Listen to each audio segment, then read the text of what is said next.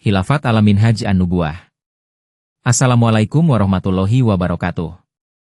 Saudara-saudara sekalian, hari ini saya ingin mengajak kita semua merenungkan sebuah janji Allah yang sangat agung dalam Al-Quran. Allah berfirman dalam surah An-Nur ayat 56.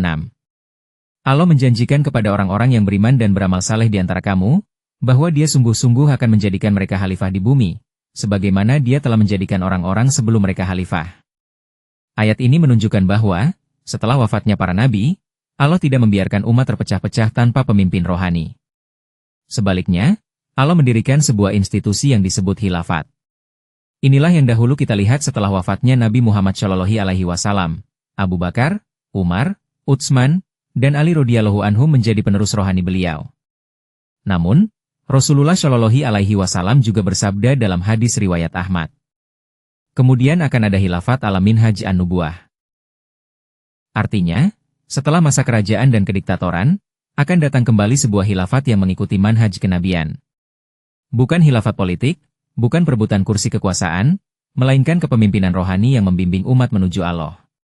Di zaman ini, kita menyaksikan bagaimana dunia penuh dengan kebingungan, umat Islam tercerai-berai, negara-negara saling bertentangan, bahkan sesama muslim pun sering sulit menemukan titik persatuan. Dalam kondisi seperti ini, janji Allah tentang khilafat menjadi cahaya harapan. Jamaah Ahmadiyah meyakini bahwa janji ini telah Allah genapi setelah datangnya Imam Mahdi dan Al-Masih yang dijanjikan, Hazrat Mirza Ghulam Ahmad alaihi salam. Setelah beliau wafat, Allah menegakkan khilafat yang hingga hari ini telah berlangsung lebih dari 115 tahun, terus membimbing jutaan muslim di seluruh dunia dalam iman dan persatuan. Hari ini, mari kita coba pahami. Apa sebenarnya khilafat menurut Al-Quran dan hadis? Bagaimana perbedaan khilafat rohani dengan khilafat politik? Dan bagaimana kita sebagai muslim bisa mengambil manfaat dari keberadaannya? Dengan hati terbuka dan penuh doa, mari kita pelajari bersama topik mulia ini. Wassalamualaikum warahmatullahi wabarakatuh. Assalamualaikum warahmatullahi wabarakatuh. Segala puji bagi Allah, Tuhan semesta alam. Sholawat dan salam semoga tercurah kepada junjungan kita Nabi Muhammad SAW, keluarga, sahabat, dan para pengikutnya yang setia. Hari ini kita akan berbicara tentang sebuah karunia besar Allah untuk umat ini, yaitu khilafat ala Minhaj an-Nubuwah, kepemimpinan rohani yang mengikuti jejak kenabian. 1. Dasar Quran ke hadis. Allah berfirman dalam Al-Quran. Allah menjanjikan kepada orang-orang yang beriman di antara kamu dan mengerjakan amal saleh, bahwa Dia sungguh-sungguh akan menjadikan mereka khalifah di bumi sebagaimana Dia telah menjadikan orang-orang sebelum mereka khalifah. Dan sungguh Dia akan meneguhkan bagi mereka agama yang telah diridainya untuk mereka. Dan sungguh Dia akan menukar keadaan mereka sesudah mereka dalam ketakutan menjadi aman sentosa. Mereka tetap menyembahku dan tidak mempersekutukan sesuatu apapun denganku. Quran Surat An-Nur 56. Ayat ini menjanjikan bahwa, setelah seorang nabi, akan datang masa khilafat. Rasulullah SAW pun bersabda, kenabian akan tetap ada di tengah kalian selama Allah menghendaki. Lalu Allah akan mengangkatnya ketika Dia menghendaki. Kemudian akan ada khilafat, ala Minhaj an-Nubuwah, lalu Allah akan mengangkatnya ketika Dia menghendaki. Setelah itu akan ada kerajaan yang menggigit, lalu kerajaan yang diktator, kemudian akan kembali khilafat, ala Minhaj an-Nubuwah. Hadis riwayat Ahmad, Musnad. 2. Sejarah Khilafat Rashidah. Janji ini terbukti setelah wafatnya Nabi Muhammad SAW, ketika Abu Bakar, Umar, Utsman, dan Ali radhiyallahu anhum diangkat sebagai Khulafaur Rasyidin. Itulah contoh nyata khilafat, ala Minhaj an-Nubuwah. Kepemimpinan mereka membawa kekuatan iman, persatuan, dan tegaknya Islam. Namun, setelah masa itu, khilafat berubah menjadi monarki turun-temurun. Walau ada banyak jasa, tapi tidak lagi murni dalam bentuk yang Rasulullah SAW gambarkan. 3. Janji hidupnya kembali. Hadis tadi jelas mengatakan, setelah masa kerajaan dan kediktatoran, akan kembali khilafat, ala Minhaj an-Nubuwah.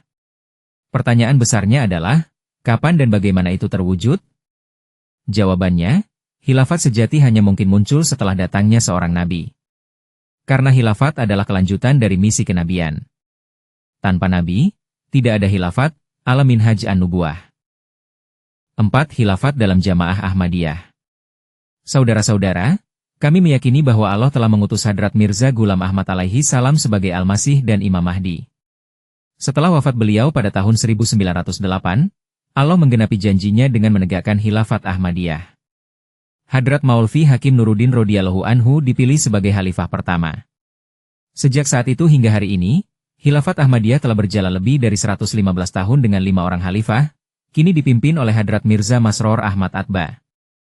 Khilafat ini sepenuhnya rohani, bukan politik. Tugasnya membimbing umat, menyatukan hati, menyebarkan Islam damai, dan menjaga hubungan dengan Allah.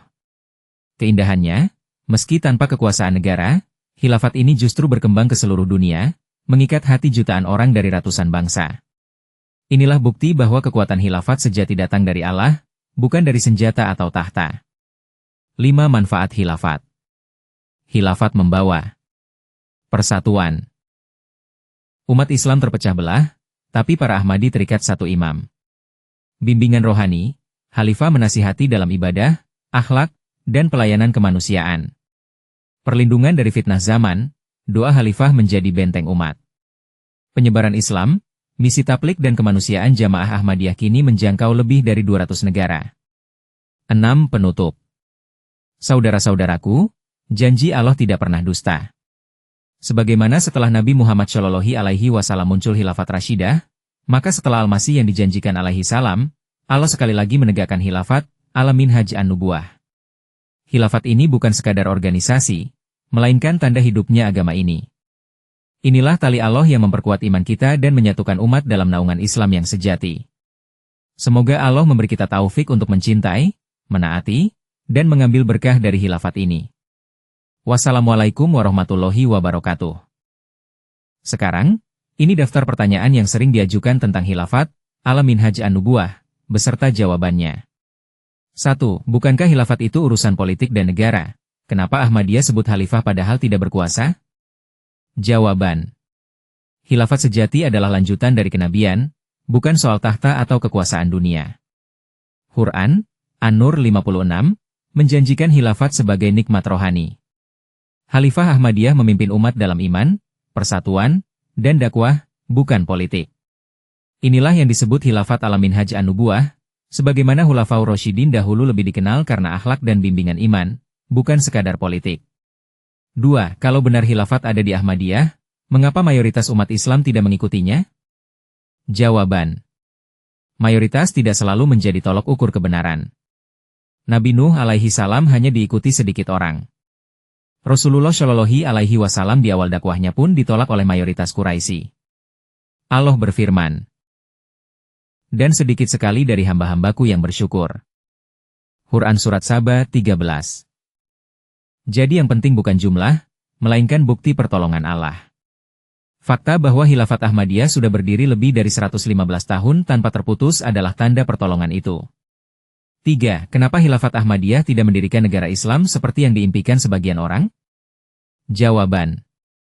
Misi khilafat bukan menaklukkan negeri dengan pedang, melainkan menaklukkan hati dengan hujjah dan akhlak. Islam tidak butuh negara untuk membuktikan kebenaran, tapi butuh iman yang hidup. Khilafat Ahmadiyah fokus pada tabligh, tarbiyat, dan pelayanan kemanusiaan. Ini lebih sesuai dengan kebutuhan zaman modern. 4. Apa bedanya Khalifah Ahmadiyah dengan pemimpin tarekat atau organisasi Islam lain? Jawaban. Bedanya, Khilafat Ahmadiyah berdiri sebagai institusi global yang satu, bukan sekadar lokal. Pemimpin tarekat biasanya terbatas wilayah dan bisa banyak. Khalifah Ahmadiyah hanya satu di seluruh dunia, dipilih oleh musyawarah, dan diyakini sebagai kelanjutan dari janji Allah setelah Al-Masih yang dijanjikan. 5. Bukankah hadis Nabi Shallallahu alaihi wasallam tentang khilafat sudah selesai di masa Khulafaur Rasyidin? Jawaban. Hadis riwayat Ahmad menyebutkan bahwa setelah masa kerajaan dan kediktatoran, akan kembali khilafat ala minhaj an-nubuwah. Artinya janji itu bukan hanya untuk masa sahabat, tapi juga untuk akhir zaman. Kami meyakini janji itu kini tergenapi dalam khilafat Ahmadiyah. 6. Bagaimana tanda bahwa Allah mendukung khilafat ini? Jawaban. Keberlangsungan tanpa terputus lebih dari 115 tahun, padahal banyak gerakan lain hancur setelah wafat pendirinya. Persatuan global, jutaan muslim dari ratusan bangsa bersatu di bawah satu pemimpin. Dakwah Islam meluas ke lebih dari 200 negara. Bimbingan rohani nyata, jutaan orang mendapat jawaban doa dan pengalaman iman melalui doa khalifah. 7. Apa manfaat menerima khilafat bagi seorang muslim biasa? Jawaban: merasakan persatuan global umat Islam sejati. Mendapat bimbingan rohani langsung dari khalifah. Dua khalifah menjadi perisai rohani bagi jamaahnya. Menghidupkan sunnah ketaatan kepada imam yang dijanjikan Allah.